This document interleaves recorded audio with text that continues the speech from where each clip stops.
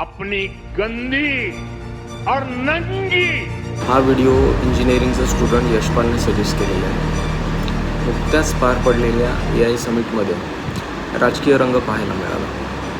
गलगोटिया युनिव्हर्सिटीने तर TRP दिलाच होता मीडियाला, पण तिथे यूथ काँग्रेसवाले पोहोचले शर्ट काढून प्रोटेस्ट करायला. पोलीस आले, त्यांनी प्रोटेस्ट करणाऱ्या कार्यकर्त्यांना अटक केली. त्यावर काँग्रेसचे विरोधी पक्षनेते राहुल गांधी म्हणाले की हे समिट भारताच्या फायद्याचं नसून नुकसानकारक आहे, कारण इथे भारतीयांचा डेटा भाजपने विकला आणि चायनाचे प्रोडक्ट इथे आणून स्वतःचे दाखवले आणि भारताची मान इंटरनॅशनल लेवलवर खाली घातली.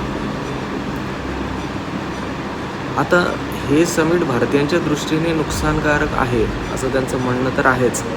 शिवाय अमेरिकेत अडानींवर जे अटक वॉरंट काढलेलं आहे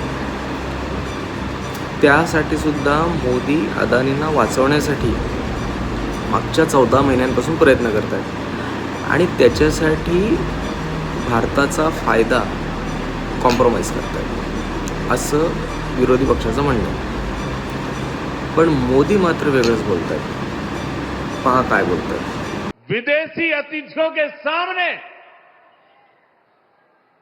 कांग्रेस के नेता कपड़े उतारकर पहुंच गए. आता नक्की काय चाललंय हे येणारा काळच सांगेल आपल्याला.